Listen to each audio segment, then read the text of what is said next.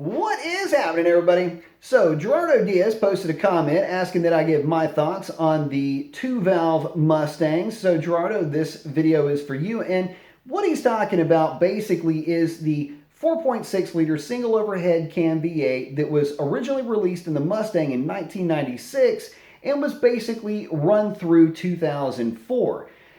So this car has a very special place in my heart, and in fact, one of the cars that I wish I would have never gotten rid of was a 1996 Mustang GTS. If you're not in the know, a GTS was a completely stripped down Mustang GT, meaning no rear wing, cloth interior, and manual windows.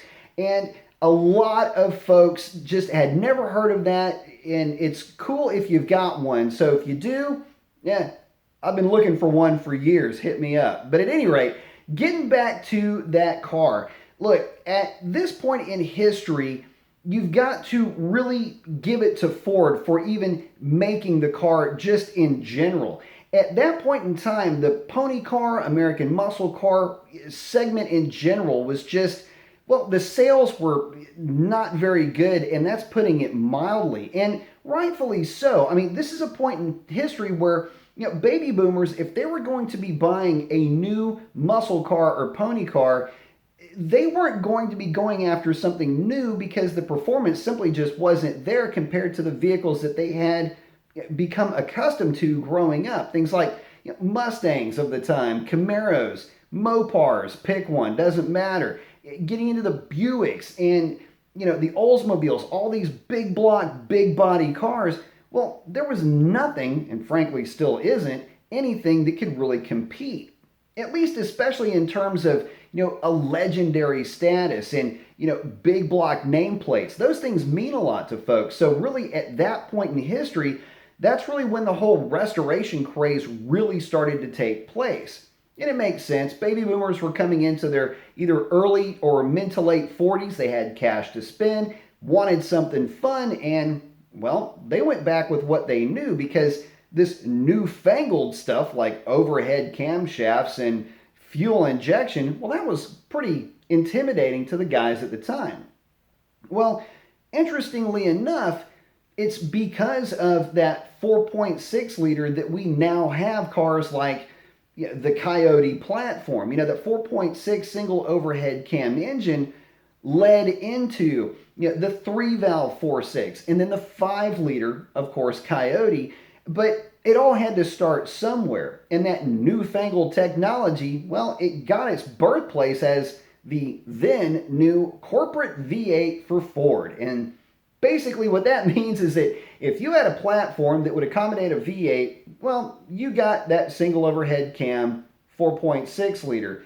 And it was, well, to say underpowered is kind of putting it mildly. At 215 horsepower when it was released, yeah, it was still basically the same horsepower as the outgoing Windsor platform, which, by the way, had been in production, well, forever leading up to that. And Ford really did need to bring something new to the plate.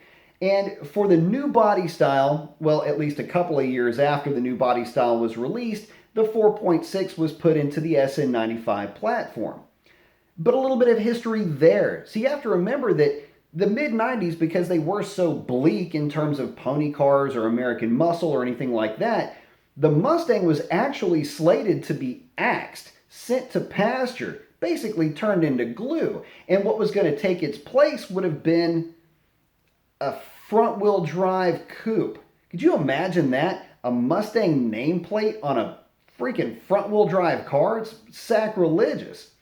So, at any rate, Ford came to their senses. The Mustang retained its front-engine rear-drive platform and was carried through. And really, when you look at it from that standpoint, it means a lot, especially to enthusiasts. And it would, again, mean more once the Camaro was phased out. At that point, that little 2-valve Mustang was the only American pony car sold in the United States.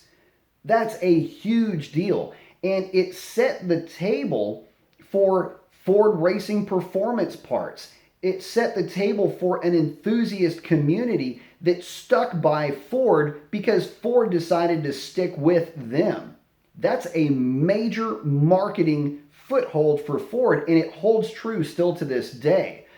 Again, look through any Ford Racing Performance Parts catalog, and I've said this before, you can just about build a new car just out of the catalog itself. A lot of that had its genesis in the mid 90s, with Ford again being more or less the only flag bearer for the American pony car, was also supporting its own cars. Look at it like this. At that point in time in the mid 90s, you had the GT40, GT40Y, GT40X cylinder heads, the letter cams, which are the E cam, the B cam, the F cam, the X cam. All of those cams Ford was selling through their performance catalogs. They were supporting the enthusiast community. So when the 4.6 liter engine came out, you had slightly improved heads. I think there was some camshafts in there. One thing I do very well remember was the Ford Racing Supercharger. Good friend of mine had one on his car, and that thing was a riot. So again, Ford keeping up with their own products is a huge selling point and a very attractive point for enthusiasts, because you could go to Ford to get hop-up parts for your car, and they worked really well, even on the seemingly anemic 4.6 liter. The other cool thing about that car is that although it did have a fairly low-rated V8 at 215 or later versions 260 horse, they were seemingly bulletproof in terms of durability. And yes, it was the corporate V8 of the time. And so with only just basic maintenance and upgrades as far as going with better coil packs or better hoses, things like that, the car would last not just 100,000 miles or 200,000 miles, but look at taxi cab fleets. They basically use the same engine that was in that Mustang, and would go 300,000, 400,000, 500,000 miles with only the replacement of an alternator and a water pump and maybe a cam chain tensioner, but that was really about it. That in and of itself was attractive to folks, because now you had a car that you could not only beat on regularly, but was not going to let you down when you needed it to actually go from point A to point B. That's one of the things about Fords just in general, and this is as an aside that I do want to touch on. With all the talk of the new Mustang, the 2018 Mustang, how powerful it is, keep in mind that Ford has been building durable cars for a very long time, and the Mustang is a tank when it comes to that durability. Well, and I know this from past experience. I used to use 4.6 Mustangs as work cars. And for me, driving the thing around, visiting clients, and they've been on job sites. I mean, I used to beat on those cars mercilessly and would really only get a new one when the mileage on the car just kind of deemed that I should. But I'll tell you this, the reason why those cars have such a soft spot in my heart is not only because of the durability, the sound of the things. If you've ever heard a 2-valve with nothing more than just a set of Flowmaster mufflers on it, it's one of the best sounding cars on the road. So you had the theater to go along with it, even though it wasn't getting around too quickly.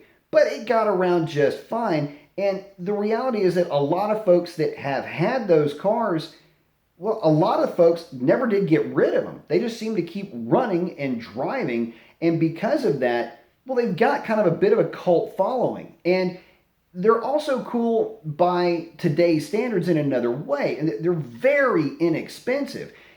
Because they were more or less considered disposable at the time, and really still to this day by a lot of folks, which is a shame. But the fact is if you're just getting into American muscle cars or just getting into the hobby in general, it's a very inexpensive way to get your hands on a car that's got a V8 that's rear-wheel drive.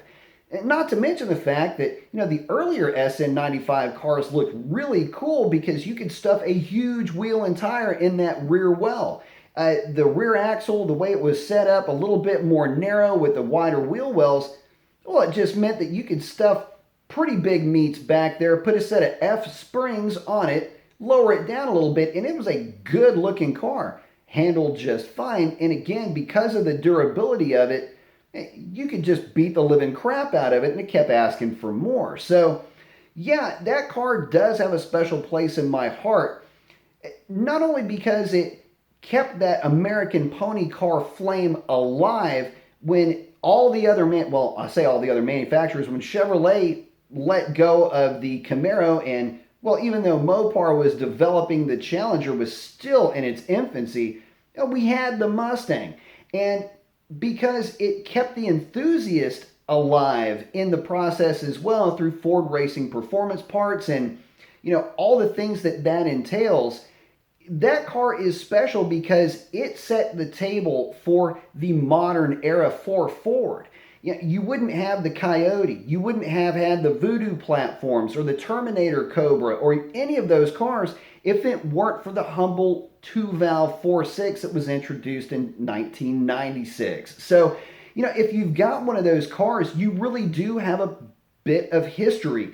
You've got basically what would be the cornerstone for the American pony car wars that we have, that we're able to enjoy today and seemingly will be enjoying into the future. So that's a wrap on this video. If you've got one of those cars, I'd love to hear what all you've done with it. Love to hear some stories on your car as well. And that's a wrap on this one. Y'all have a great one. Adios.